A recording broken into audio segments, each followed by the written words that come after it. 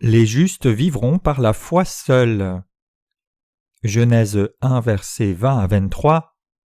Dieu dit que les eaux produisent en abondance des animaux vivants et que des oiseaux volent sur la terre vers l'étendue du ciel. Dieu créa les grands poissons et tous les animaux vivants qui se meuvent, et que les eaux produisent en abondance selon leur espèce. Il créa aussi tout oiseau ailé selon son espèce. Dieu vit que cela était bon. Dieu les bénit en disant « Soyez féconds, multipliez, remplissez les eaux des mers, et que les oiseaux multiplient sur la terre. » Ainsi il y eut un soir, il y eut un matin, ce fut le 5e jour. Par l'œuvre de création que Dieu a faite le 5e jour, il nous parle de la façon dont les justes doivent vivre leur foi en Dieu et dans sa parole. Pourquoi Dieu a-t-il dit que les eaux foisonnent d'une multitude d'êtres vivants et que les oiseaux volent sur la terre? Est-ce juste pour les poissons et les oiseaux? En méditant sur ce passage, nous devons d'abord garder à l'esprit pour qui la Bible a été donnée. On peut alors se rendre compte que ce passage a été dit pour ceux qui ont reçu la rémission de leurs péchés, pour qu'ils vivent par la foi. Dans le passage des Écritures d'aujourd'hui, Dieu fit que les oiseaux volent dans le ciel. Par cela, Dieu signifiait que les justes vivraient par la foi seuls. Nous les justes devons examiner pour voir si oui ou non, en effet, nous vivons par la foi. Dieu dit « Le juste vivra par la foi » Romains 1, verset 17. Qu'est-ce que la foi? Est-ce la foi pour nous de simplement dire « je crois » ? Il y a toujours des difficultés dans nos vies. Cependant, peu importe à combien de difficultés auxquelles nous pourrions faire face, à moins que nous, les croyants dans l'évangile de l'eau et de l'esprit, ne nous accrochions à la parole de Dieu de tout notre cœur et vivions par la foi, même notre foi élémentaire qui nous a permis de recevoir la rémission de nos péchés périrait et nous quitterions l'Église de Dieu. J'ai vu cela se produire assez souvent. D'autre part, si nous savons ce que c'est que de vivre par la foi dans la parole de Dieu, et si l'on applique la parole de Dieu dans nos vies réelles par la foi, cela nous aidera énormément et nous serons bénis. Les justes doivent vivre leur foi dans la justice de Dieu et ils doivent vivre leur foi en Dieu et dans sa parole. Vous et moi menons une vie de foi confiant dans le Seigneur, mais nous avons besoin de réaliser quelle sorte de foi c'est la foi juste. Pourquoi est-il impératif que nous vivions par la foi? La plupart d'entre vous, même après avoir reçu la rémission de vos péchés, n'avez pas vraiment vécu en plaçant toute votre foi en Dieu. Vous avez tous vécu par la force de votre propre chair, et vous ne pouvez pas prétendre avoir vécu par la foi en Dieu. Avant notre nouvelle naissance, nous vivions en plaçant notre confiance soit dans l'argent, soit dans le pouvoir, ou soit dans la force de notre propre chair. Cependant, une fois que nous sommes nés de nouveau, Dieu nous a dit que nous devions vivre par la foi en lui et que nous devions le suivre en croyant dans sa parole. Comme il est juste pour chacun d'entre nous de vivre en plaçant notre foi en Dieu et dans sa justice, c'est la façon dont nous devons vivre. Et puisque cela est écrit dans la Bible, nous pensons que cela est juste. Pourtant, alors que la parole est juste, en même temps nous avons appris à reconnaître combien il est difficile de vivre comme cela, parce que néanmoins, lorsque nous avons effectivement rencontré des difficultés, nous avons vu par nous-mêmes que nous n'étions pas en mesure de faire ainsi. Par exemple, prenons le problème de nos besoins fondamentaux pour les vêtements, la nourriture et le logement. Avant notre nouvelle naissance par l'évangile de l'eau et de l'esprit, nous investissions la majeure partie de nos journées pour gagner de l'argent. Une fois que nous sommes nés de nouveau, cependant, nous sommes venus à l'assemblée de l'Église de Dieu, écoutant la parole, nous disant que nous devons vivre par la foi, servant l'Évangile, donnant des offrandes et vivant pour le Seigneur en nous unissant à l'Église de Dieu. Tout cela est juste. Dieu exige maintenant de nous une vie qui est complètement différente de l'ancienne. Avant, nous avions l'habitude de vivre par nos propres forces, comme une autruche, mais maintenant, on nous dit de vivre par la foi, et nous trouvons cela frustrant parce que nous avons une petite foi. Une autruche est capable de courir à 80 km/h sur ses deux jambes en soulevant beaucoup de poussière. Sans aucune aide de ses ailes, elle est plus que capable d'échapper à ses prédateurs et trouver sa nourriture juste avec ses deux jambes. C'est ainsi que nous avons vécu avant, mais maintenant il n'est plus possible de vivre comme cela en comptant uniquement sur notre force. Avant, nous avions la force de la chair, mais une fois que nous sommes entrés dans l'Église de Dieu par la foi, nous avons réalisé que la force de notre chair était tout à fait insuffisante. En d'autres termes, aucun ne peut vivre par sa propre force seul. Pourquoi? parce que nous ne pouvons pas répondre à toutes les demandes de Dieu avec notre capacité et notre force seule. C'est pourquoi nous devons vivre en plaçant notre foi dans la justice de Dieu et dans sa parole, et pour cette raison, nous devons changer notre ancien mode de vie. La Bible dit « Le juste vivra par la foi ». Il n'y a qu'une façon pour les justes de vivre, et c'est de vivre selon leur foi dans la justice de Dieu et dans sa parole. C'est la raison pour laquelle nous devons mettre de côté nos pensées charnelles. Maintenant alors, méditons sur comment vivre par la foi. Dans le passage d'aujourd'hui, Dieu dit que les oiseaux volent dans le ciel, et ce passage implique que les justes peuvent en effet vivre par la foi. C'est ce que cela signifie quand il est dit que les justes vivent par la foi en Dieu. Ils prient le Seigneur et lui demandent de pourvoir à leurs besoins, et ils croient aussi que tout ce qu'ils demandent au Seigneur, le Seigneur y répond. Nous pouvons vivre par la foi quand nous croyons que le Seigneur est notre berger, qu'il est notre Dieu, qu'il est notre Sauveur et qu'il est notre Maître. En d'autres termes, cela signifie que nous devrions tous vivre par la foi que le Seigneur agit dans nos vies quand nous le lui demandons. Placer notre foi en Dieu, c'est prier notre Seigneur à chaque fois que nous rencontrons des difficultés dans nos vies et croire que nos prières seront exaucées par lui. Si nous luttons, nous devons prier Dieu et demander son aide, et nous devons avoir la conviction que le Seigneur répondra à notre demande d'aide. Cette foi par laquelle le Seigneur nous donne la sagesse et la grâce, la solution à nos problèmes, la réponse à nos prières sous diverses formes quand nous prions, est impérative. C'est ainsi que nous pouvons vivre en nous appuyant sur la justice du Seigneur, et pour être plus précis, être aidés par lui en le priant. C'est ce que signifie vivre par la foi dans le Seigneur.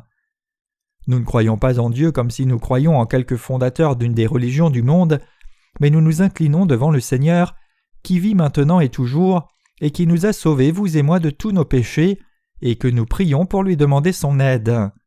C'est alors que nous rencontrons Dieu dans ses prières, et que nous sommes bénis par lui dans nos vies.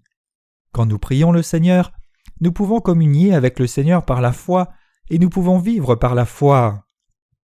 Nous devrions lui faire connaître nos luttes, demander son aide, nous rappeler sa parole, et j'ai foi que le Seigneur nous aidera et résoudra nos problèmes sans faute. C'est par cette foi que nous devons vivre. Cela doit être fait dans la réalité de nos vies de foi. Ceux qui vivent par la foi dans la justice de Dieu prient le Seigneur et sont en communion avec lui, et par conséquent ils peuvent vivre par la puissance et la grâce qu'il leur accorde.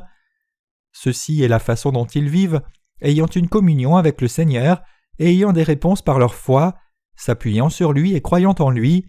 Rien d'autre cela n'est la vie par la foi en Dieu. D'innombrables personnes dans ce monde affirment vivre par la foi en Dieu, mais ce n'est pas vrai. Chaque fois que les serviteurs de Dieu rencontrent des difficultés, ils demandent en premier au Seigneur de les aider par leurs prières. Savez-vous que l'apôtre Paul priait le Seigneur en tout temps ? La foi de l'apôtre Paul incluait le fait de croire que Dieu infailliblement accomplirait ce qu'il avait promis. Donc pour nous aussi, il nous exhorte « Priez toujours avec toutes sortes de prières et de supplications dans l'esprit » Éphésiens 6, verset 18. Si nous demandons au Seigneur de l'aide à chaque fois que nous nous battons, chaque fois le Seigneur répondra à nos prières sous diverses formes. Nous devons vivre par la foi, croyant que Dieu nous soutiendra et nous aidera quand nous prêchons l'évangile de l'eau et de l'esprit dans ce monde.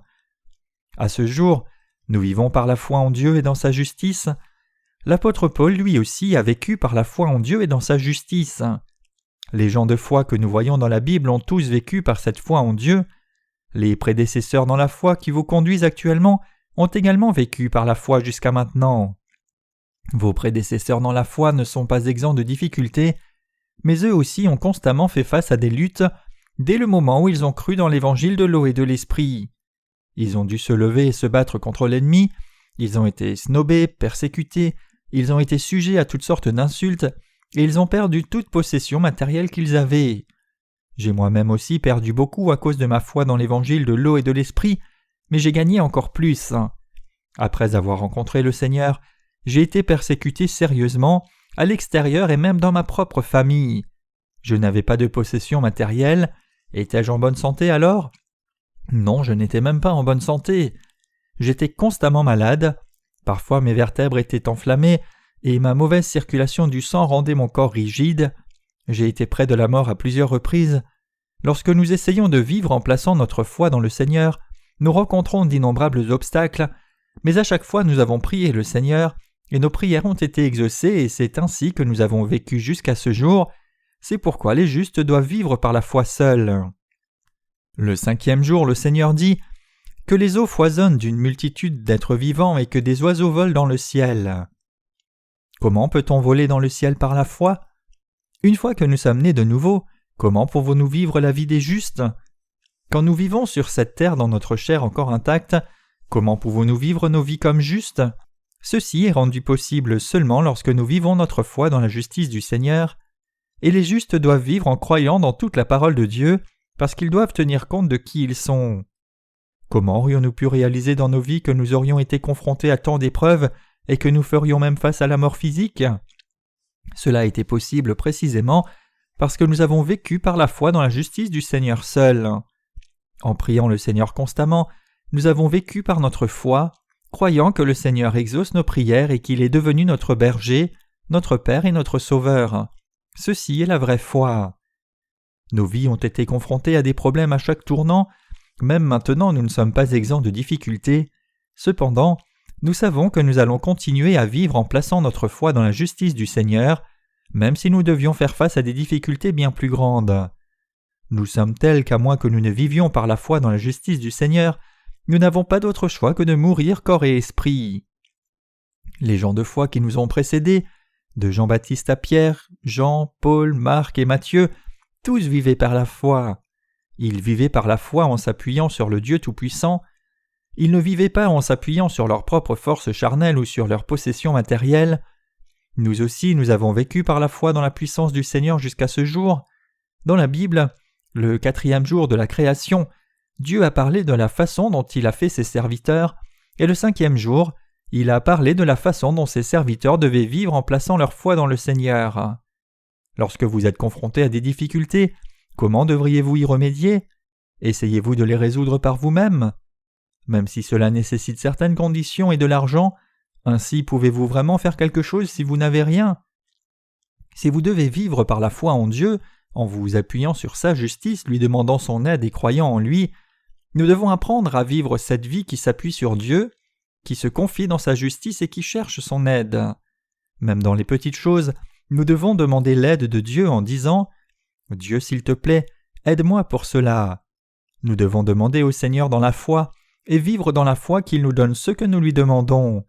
Nous devons apporter nos problèmes au Seigneur et lui demander « Seigneur, s'il te plaît, résous ce problème et aide-moi.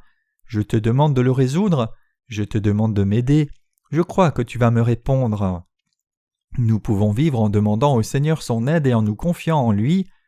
Si nous demandons au Seigneur par la foi et si notre prière est juste, le Seigneur nous répond. Dieu œuvre dans nos vies et dans nos circonstances avec sa puissance. Ainsi, c'est avec l'aide du Seigneur que nous vivons.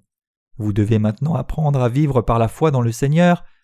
La plupart des gens essayent de vivre dans les limites de leurs facultés et de leurs possessions matérielles.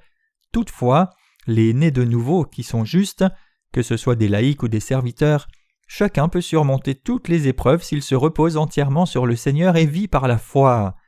Peu importe quel est le problème, quand il l'amène au Seigneur, croit en lui et lui demande de l'aide, il répond assurément. Rien d'autre que cela n'est la foi. Vous devez maintenant apprendre à vivre par la foi, et vous devez en effet vivre par la foi. Dieu a affiné ma foi. Il fut un temps où j'ai fait face à des difficultés extrêmes, et pourtant j'ai vécu par la foi dans le Seigneur. À ce moment-là, à mes côtés, il n'y avait ni les ministres qui travaillent maintenant avec moi, ni les frères et sœurs dans la foi, ainsi que beaucoup moins de possessions matérielles. À l'époque, je suis allé dans une ville portuaire appelée Stokcho. La seule chose que je croyais, c'était que mon Dieu était mon Dieu, que j'étais son serviteur et que Dieu pourrait donc m'entendre lorsque je prierais. C'était la foi par laquelle je vivais. Confiant en Dieu, je priais Dieu. Du point de vue de la chair, cela semblait désespérément sombre, mais j'ai eu foi en croyant. Sans l'évangile de l'eau et de l'esprit, cette ville est un désert, mais Dieu va sûrement me faire prêcher l'évangile de l'eau et de l'esprit ici, et par cela il sauvera beaucoup de gens du péché et élèvera son Église. Je savais que la volonté de Dieu cherchait à s'accomplir à travers moi, mais je n'avais rien, je ne connaissais personne et je manquais de tout. Tout d'abord, j'ai dû trouver une maison pour ma famille, c'est-à-dire ma femme, mon fils et moi-même. Je cherchais une location et je suis tombé sur une annonce pour un petit appartement délabré comprenant une chambre et une cuisine situé dans un quartier pauvre. Le loyer était d'environ $30 par mois, mais je n'avais même pas cet argent et je n'avais pas de caution non plus. Alors j'ai prié Dieu. Comme Dieu m'a aidé dans cette affaire, j'ai pu louer l'endroit pour y vivre. Une fois que nous avons emménagé, nous avions maintenant besoin de meubles et d'articles ménagers. C'était une situation très sombre à laquelle un chef de famille devait faire face. En désespoir de cause, j'ai commencé à marcher autour de la ville et à prier Dieu de me trouver un emploi. Dieu, ne suis-je pas ton serviteur? Je crois que je le suis. Tu m'as sauvé de mes péchés par la vérité de l'évangile de l'eau et de l'esprit et je t'ai servi jusqu'à ce jour, mais je suis maintenant confronté à une situation très difficile. Tout d'abord, j'ai affirmé par la foi si oui ou non j'étais un serviteur de Dieu. Une fois que j'étais convaincu dans mon cœur que j'étais bien serviteur de Dieu, j'ai demandé à Dieu avec assurance « Dieu, je suis ton serviteur, alors tu dois m'aider. Si je ne suis pas ton serviteur, tu peux me laisser tranquille, mais je suis ton serviteur. Maintenant je veux faire ton œuvre, mais je dois répondre aux besoins fondamentaux de ma famille. Que dois-je faire, Seigneur ?» Il n'y avait rien que je pouvais faire avec mon corps. Je me suis accroché pour faire un travail manuel sur le marché, mais je ne pouvais pas le faire. Juste une journée de travail m'aurait coûté plus en médicaments que le salaire que j'allais gagner. Pour trouver un emploi, il faut avoir la compétence ou la capacité qui est demandée dans une société donnée, mais je n'avais pas de telles compétences. Parce que j'avais vécu dans un centre de retraite de prière pendant tout ce temps, je n'avais pas eu besoin de m'inquiéter au sujet des besoins de base tels que les vêtements, la nourriture et le logement, et parce que je n'avais aucune expérience au niveau du travail à proprement parler, il n'y avait rien que je pouvais faire une fois que j'étais seul dans ce monde. Alors j'ai commencé à prier « Dieu, que dois-je faire? S'il te plaît, soutiens-moi et aide-moi à trouver le moyen de soutenir ma femme et mon fils. C'est un problème très grave. Je suis ton serviteur et pourtant qu'est-ce qui se passe pour moi? Ce n'est pas parce que je ne veux pas prêcher l'évangile de l'eau et de l'esprit que je me bats comme cela. Loin de là, je suis dans une grande épreuve. Dieu, je veux prêcher l'évangile de l'eau et de l'esprit. S'il te plaît, aide-moi. » J'ai dû prier comme cela. Marchant dans les rues de la ville sans but, j'ai prié et j'ai pensé très fort. Que puis-je vraiment faire pour gagner ma vie? Au même moment, un salon de coiffure est venu à mon esprit. Il y a bien longtemps, quand j'étais encore à l'école primaire, mon frère dans la foi m'utilisa pour l'aider dans son salon de coiffure.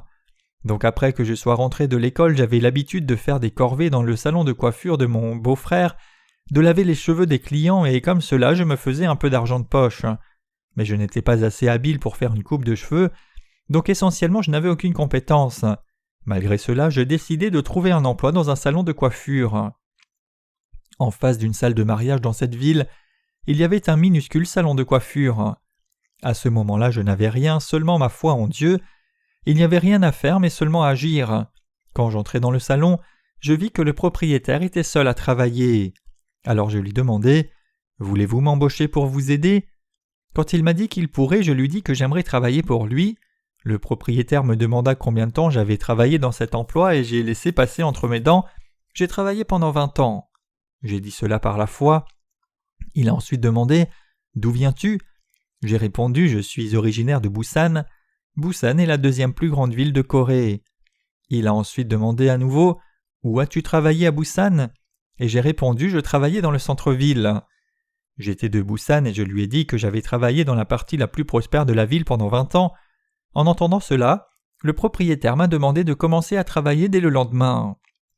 Donc le lendemain matin, je suis allé chez le coiffeur pour travailler, mais le propriétaire n'était pas encore là. J'ai donc ouvert le salon et je l'ai nettoyé. Le premier client entra. Prenant une paire de ciseaux pour la première fois, ma main tremblait. Je ne pouvais qu'imiter pour faire une sorte de coupe de cheveux, comme j'avais vu mon beau-frère couper les cheveux des clients il y a longtemps, mais mes mains continuaient à trembler puisque je n'avais vraiment aucune compétence. Si j'abandonnais là, j'aurais été licencié, et j'ai donc commencé la coupe de cheveux tout en priant dans mon cœur « Seigneur, donne-moi la force !» Les ciseaux semblaient avoir leur propre esprit essayant de couper l'oreille du client au lieu de ses cheveux, mais même si je tremblais, je l'ai fait et j'ai fini par couper les cheveux du client. Je l'ai aussi rasé, mais pour cela je tremblais encore plus. Je ne pouvais que prier désespérément parce qu'il découvrirait tout et je serais congédié. Seigneur, je n'ai même plus la force de prier, s'il te plaît, garde-moi et s'il te plaît aide-moi à faire ce que je fais maintenant. Plaçant ma foi dans le Seigneur, je rasai le client. Son visage saignait de partout. J'ai mis des morceaux de mouchoir partout où il saignait et malgré cela, le client est resté immobile et n'a absolument rien dit.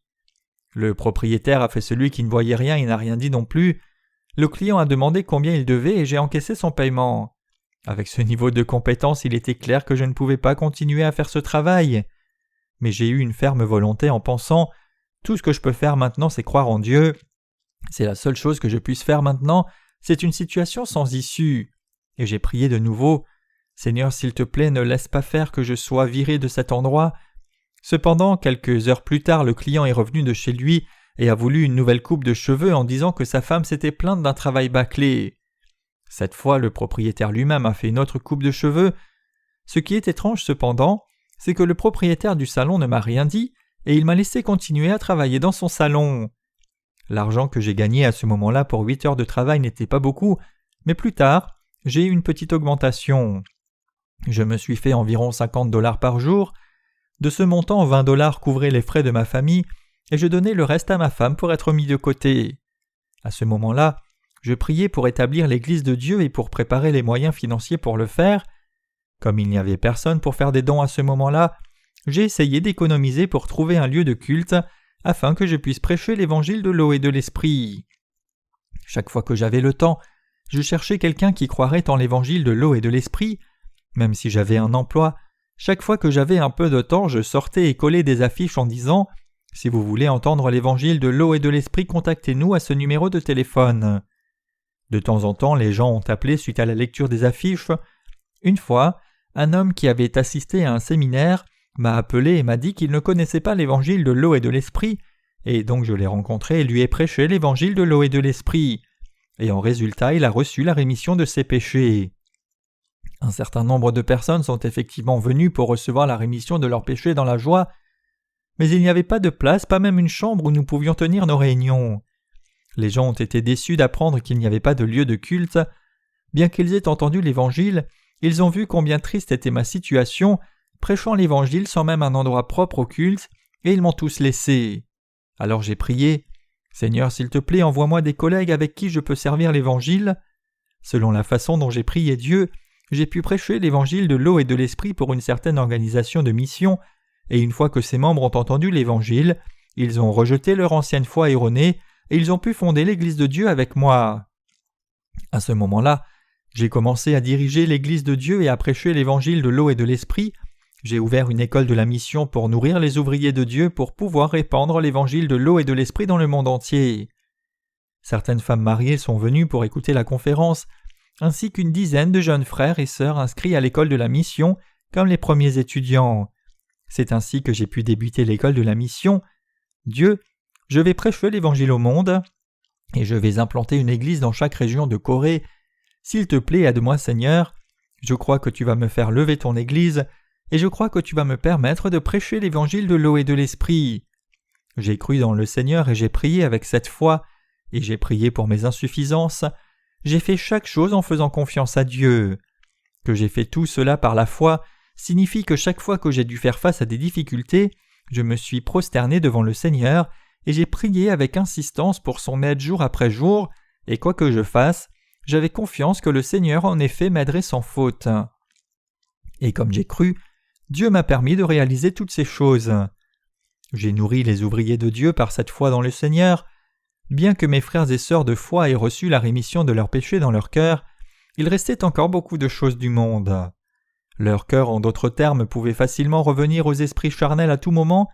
Parce que ces cœurs ne pouvaient pas être transformés simplement par l'enseignement de mes propres mots, j'ai dû enlever la méchanceté de leur cœur avec ma foi dans le Seigneur, et j'ai dû les conduire au Seigneur. Chaque fois que j'ai témoigné de la parole de Dieu, j'ai également rendu témoignage par la foi. Parce qu'il y avait tant de questions sur la parole de Dieu, j'ai dû leur enseigner de nombreux aspects concernant la parole par la foi. Lorsque je leur ai témoigné avec la parole de Dieu, l'incrédulité de leur cœur est partie, une à une.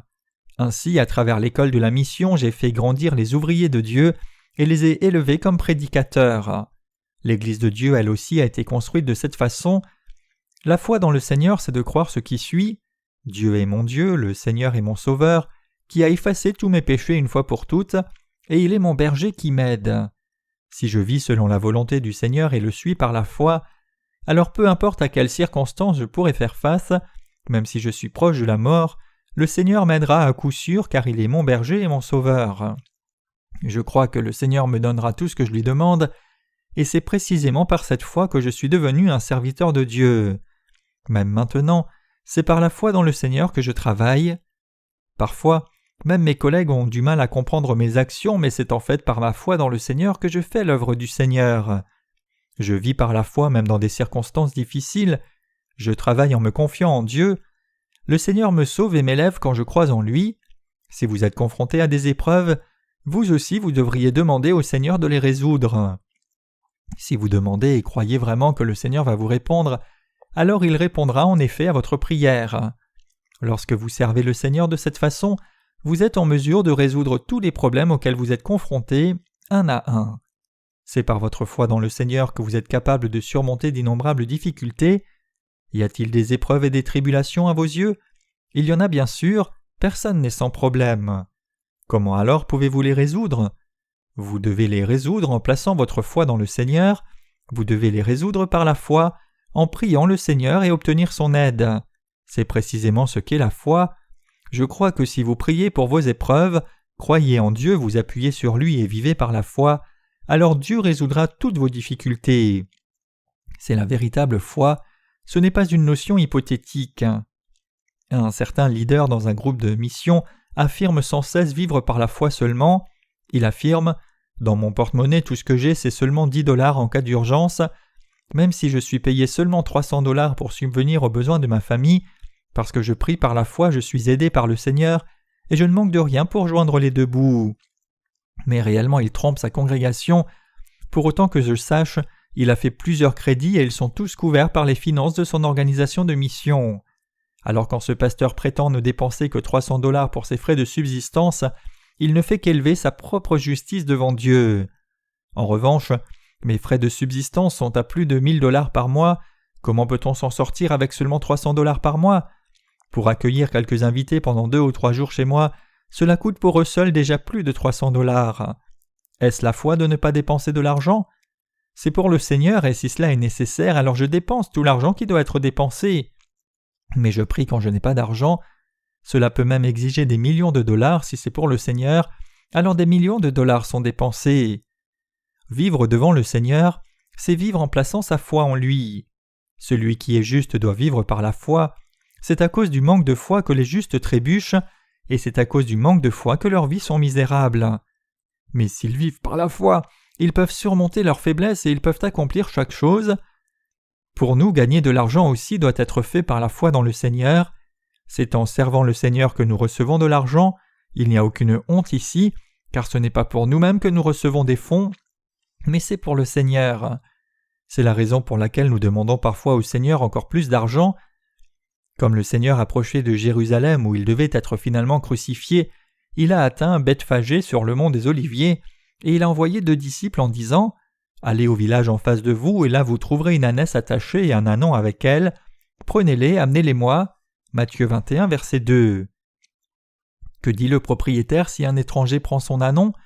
Ne dira-t-il pas « Pourquoi prenez-vous mon ânon et pourquoi le volez-vous » Le Seigneur cependant a dit aux disciples que si le propriétaire disait cela, il devait répondre « Le Seigneur en a besoin ». Alors les disciples n'eurent aucun problème en prenant l'ânon. Exactement comme prophétisé dans la parole, le Seigneur entra à Jérusalem sur un ânon. Zacharie 9, verset 9. Nous devons avoir la foi que ce qui est la volonté du Seigneur doit être entièrement accompli sans faute. Pour nous, travailler et gagner notre vie correctement devant le Seigneur et relever le défi de la propagation de l'Évangile de Dieu, vivre comme cela, c'est vivre par la foi. Comme il est écrit, le juste vivra par la foi, Romains 1, verset 17, c'est par la foi que nous vivons. Il y a également beaucoup d'incrédulité dans nos pensées quant au Seigneur. Satan essaye de semer l'incrédulité en nous et nous empêche de vivre par la foi. Dans des moments comme cela, nous devons vaincre le diable par la foi en disant « Au nom du Seigneur Jésus-Christ, je te l'ordonne, arrière de moi, Satan !» Il y a quelque temps, je me suis rendu dans une certaine ville pour y implanter une nouvelle église. Je suis allé là-bas avec plusieurs collègues dans le ministère pour chercher un lieu de culte. Lors de notre séjour dans un motel pendant la nuit, tout à coup j'ai eu une douleur atroce à l'estomac. Alors j'ai demandé « Seigneur, je n'ai pas pris grand-chose pour le dîner, alors pourquoi mon estomac me fait-il si mal ?» À cette époque, je pensais que Satan essayait de saper ma volonté parce que je devais signer le bail avec le propriétaire le lendemain, et c'était une première étape cruciale vers la prédication de l'Évangile dans cette région. Le diable ne peut pas entrer en nous, mais il peut encore faire pression sur nous de l'extérieur. Alors j'ai crié dans mon esprit « Diable, je t'ordonne au nom de Jésus-Christ de t'éloigner de moi, Satan !» Comme cela, j'ai ordonné à Satan de s'en aller et j'ai prié Dieu. La douleur de mon estomac était si forte que cela s'est propagé à ma tête, mais si j'avais dû appeler une ambulance si tard dans la nuit, cela nous aurait causé beaucoup de troubles, vu que nous devions signer le bail avec le propriétaire le lendemain matin. Alors j'ai prié Dieu toute la nuit et j'ai vaincu Satan par la foi. Comme le lever du soleil approchait, toute ma douleur avait disparu. Je me suis réveillé le matin, j'ai pris le petit déjeuner, j'ai rencontré le propriétaire et j'ai signé le bail.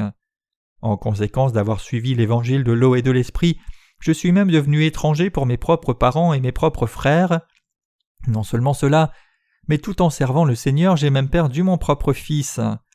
À cette époque, je participais à un rassemblement d'église ailleurs et j'avais confié mes petits-enfants à un collègue pour du babysitting.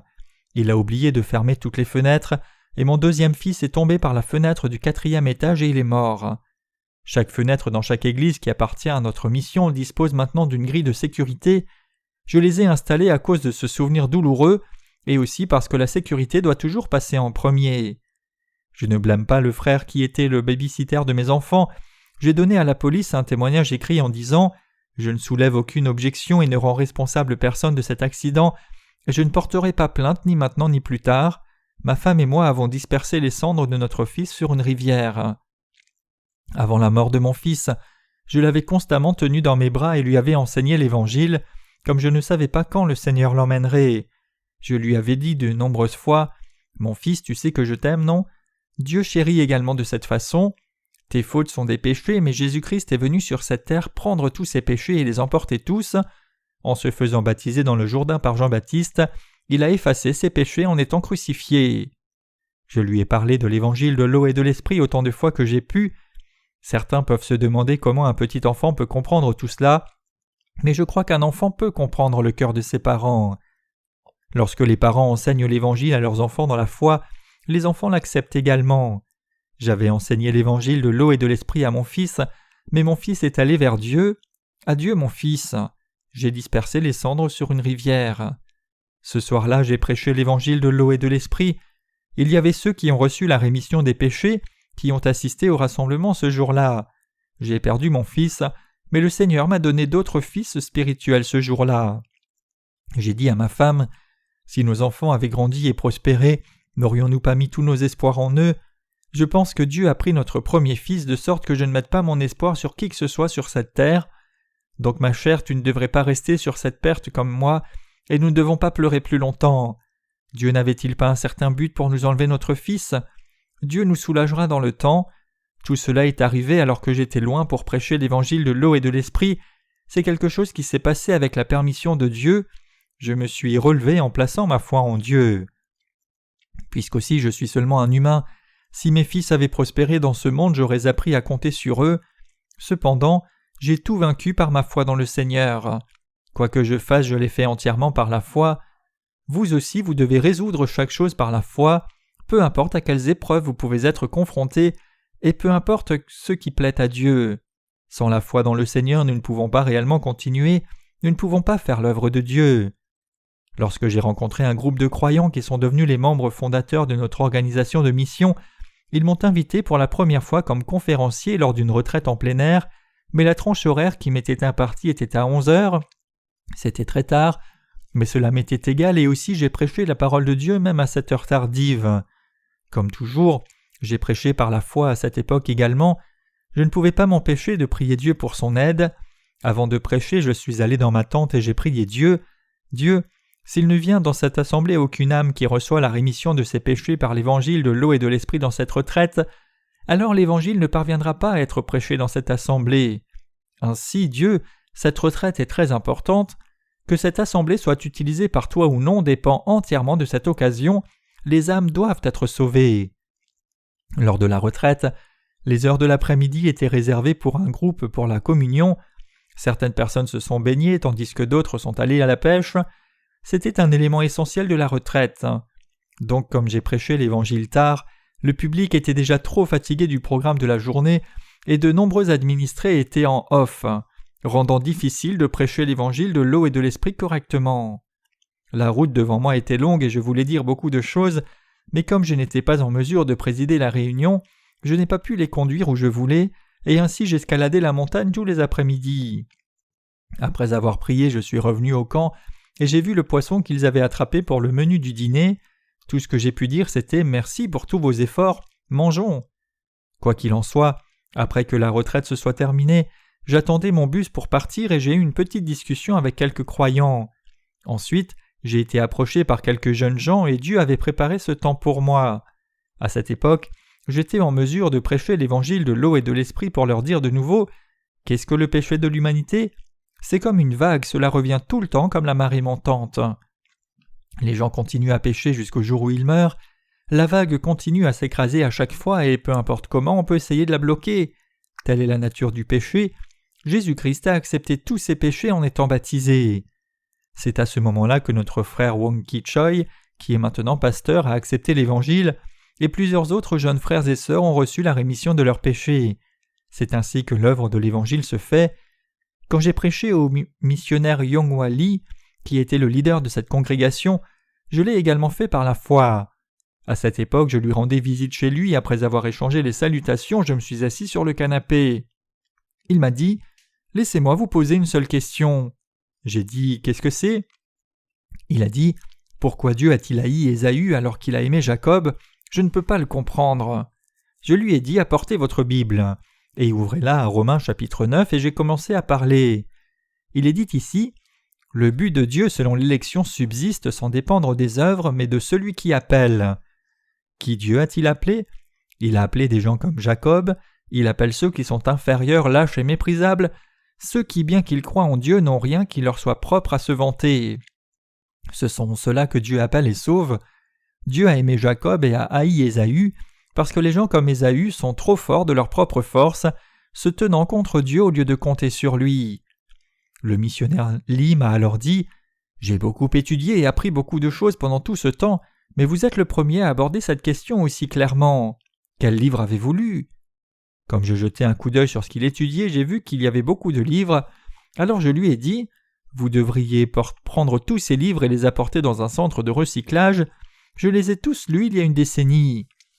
Il n'y a pas la vérité en eux, mais seulement le levain qui corrompt l'âme.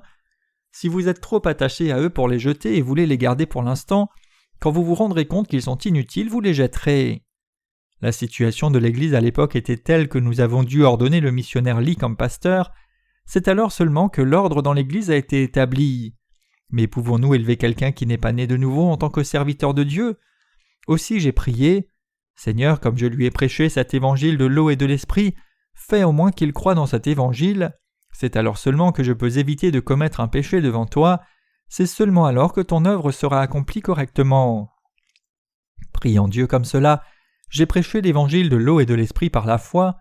Le missionnaire Lee n'a pas été entièrement convaincu par l'évangile ce jour-là, mais quand même j'ai décidé de prendre du temps et d'attendre, et ainsi j'ai expliqué l'évangile étape par étape. Comme cela, j'ai prêché la parole au ministère Lee directement. Il y a eu tant d'autres questions que j'ai eu à démêler et lui expliquer la parole de Dieu en détail par la foi. Donc finalement, le révérend Lee a été sauvé et il a été élevé comme serviteur de Dieu, servant l'Évangile avec nous par la foi et allant vers le Seigneur avant nous. Cela vous demande aussi de la foi pour faire confiance aux serviteurs qui précèdent et les suivre. Il n'y a rien dans la vie des justes qui ne nécessite pas la foi dans l'Évangile de l'eau et de l'Esprit. Obéir conformément aux instructions des prédécesseurs dans la foi demande également de la foi, et les suivre requiert de la foi tout aussi bien. En effet, tout requiert la foi. Lorsque les prédécesseurs dans la foi vous demandent de faire quelque chose, ne pourriez-vous pas être incapable d'obéir à leurs paroles si vous n'avez pas la foi dans l'ordre établi par Dieu ? Nous devons vivre en plaçant notre foi dans la parole de Dieu et dans le Seigneur. C'est la volonté de Dieu que l'Évangile soit prêché dans le monde entier. Nous devons donc prêcher l'Évangile et l'Évangile sera en effet répandu sans faute.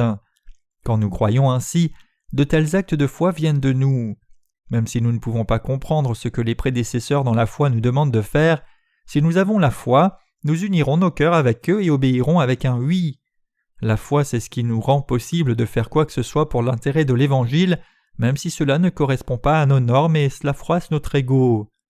Les chrétiens savent très bien qu'ils doivent prêcher l'Évangile au monde, mais ils ne peuvent pas vraiment se résoudre à le faire réellement. Avec la méthode habituelle d'évangélisation, tout est vain, peu importe combien il pourrait essayer. Si un missionnaire va dans un certain pays, apprend la culture locale, construit une église, ouvre un centre social comme un hôpital ou une école et parvient à faire venir un certain nombre de membres dans sa congrégation, alors ce missionnaire obtient un succès spectaculaire. L'œuvre missionnaire de William Carey, qui est allé en Inde et a prêché l'Évangile, et de Hudson Taylor, qui est allé prêcher l'Évangile en Chine, reste aussi révolutionnaire dans l'histoire de la mission chrétienne. Mais qui sommes-nous ? Nous prêchons l'Évangile de l'eau et de l'Esprit dans le monde entier par notre littérature. Si Jésus mettait légèrement un peu plus de temps à revenir, nous ferions partie de l'histoire comme ceux qui ont accompli une étape importante dans leur ministère de la prédication du véritable Évangile. Bien que les gens puissent nous prendre à la légère, ils vont réaliser que nous étions des gens d'une foi extraordinaire. C'est par la foi que nous vivons maintenant. Nous avons servi le Seigneur par la foi jusqu'à ce jour, et nous continuerons à le faire dans les jours à venir.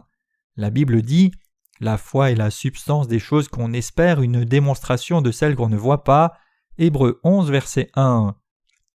L'œuvre de Dieu ne peut se faire que par la foi. Le diable est également vaincu par la foi.